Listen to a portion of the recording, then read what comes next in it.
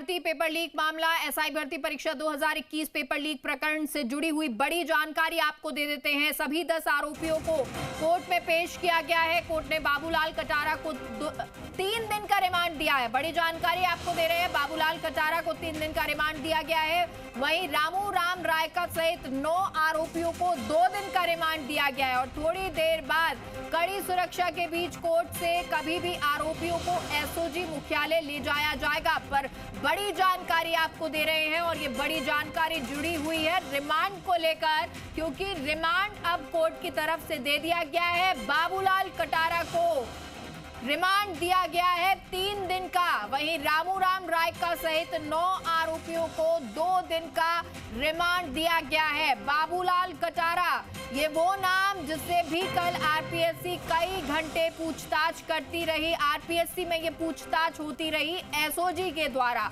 और विनय हमारे साथ इस खबर पर लाइव जुड़ गए हैं। विनय, क्या कुछ जानकारी, कितनी देर में अब एसओजी मुख्यालय ले जाया जाएगा आरोपियों को, और रिमांड को लेकर भी जानकारी दीजिए।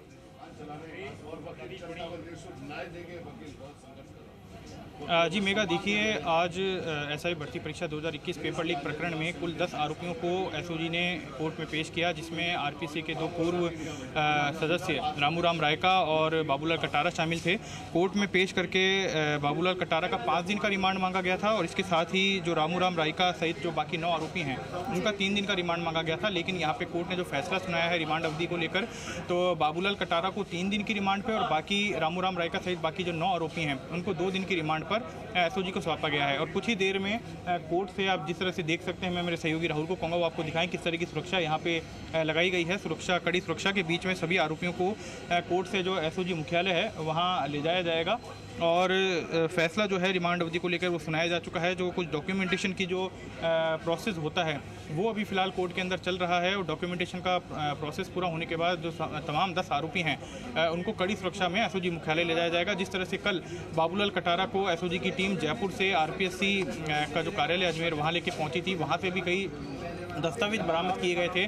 और इसके साथ ही जो 3 सहयोगी गिरफ्तार किए गए हैं उनके आवास पर भी छापेमारी की गई थी, तो वहाँ से भी जो राशि जिसका लेन देन हुआ था उससे संबंधित कुछ दस्तावेज बरामद किए गए थे। तो उन तमाम चीज़ों की जो जांच है वो अभी करना बाकी है और उसी को आधार बनाकर यहाँ पे एसओजी ने इन आरोपियों की फिर से रिमांड मांगी थी, जिस पर कोर्ट ने फिर से जो ये आरोपी हैं, चाहे बात हम बाबूलाल कटारा की करें तो उनको 3 दिन के रिमांड पर और बाकी के जो 9 आरोपी हैं रामू राम रायका सहित उनको 2 दिन की रिमांड पर एसओजी को सौंपा है। अब देखना यही होगा कि ये जो पूछताछ अब इनसे होगी उसमें और क्या नए खुलासे सामने आते हैं।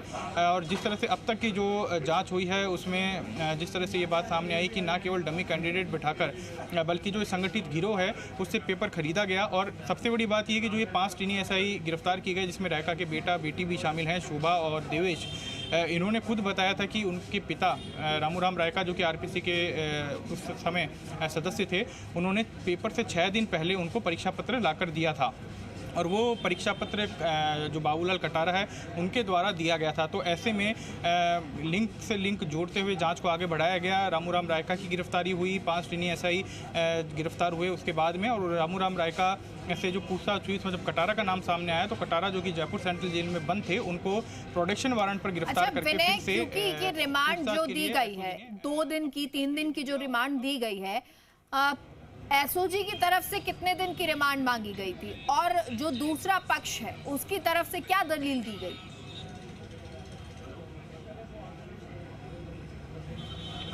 जी देखिए, बाबूलाल कटारा की 5 दिन की रिमांड एसओजी की ओर से मांगी गई थी। इसके अलावा जो रामू राम रायका सहित बाकी जो 9 आरोपी हैं उनकी 3 दिन की रिमांड मांगी गई थी, जिस पर कोर्ट ने बाबूलाल कटारा की 3 दिन की रिमांड और बाकी रामू राम रायका सहित जो बाकी 9 आरोपी हैं उनकी 2 दिन की रिमांड यहाँ पे दी है।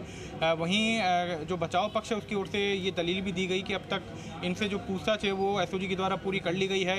ऐसा कोई भी ठोस सबूत या दस्तावेज एसओजी को नहीं मिला है जिसके आधार पर आगे पूछताछ करने के लिए रिमांड मांगी जानी हो। लेकिन एसओजी ने जो अपना पक्ष है वो पूरी मजबूती के साथ कोर्ट के सामने रखा और उसी के आधार पर कोर्ट ने फिर से इन सभी 10 आरोपियों को रिमांड पर एसओजी को सौंपा है। अब इनसे जो पूछताछ होगी उसमें देखना यही होगा कि और कितने नए खुलासे और भी होनी बाकी है और इसलिए ये रिमांड अवधि बढ़ा दी गई है। फिलहाल के लिए बहुत बहुत शुक्रिया आपका विनय।